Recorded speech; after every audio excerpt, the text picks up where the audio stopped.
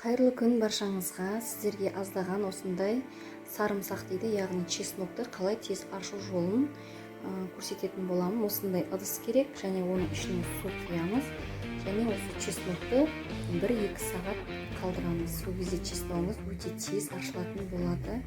Қазір оны 1-2 сағат өткеннен кейін сіздерге көрсететін боламын.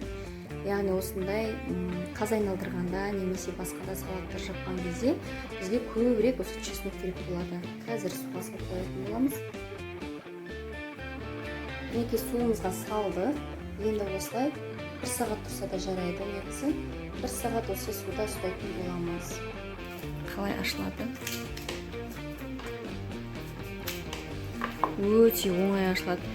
Мысалы қабығы былай уақытта қатты жолмен ашылатын болса, қолға жабысып қалатын болса, ал бізде мінекей көріп тұрғандарыңыздай өте оңай жолмен ашылады.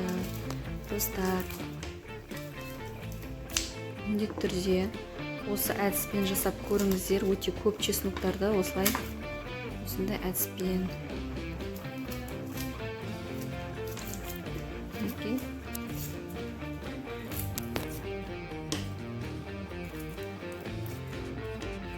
Мінекей көріңіздер.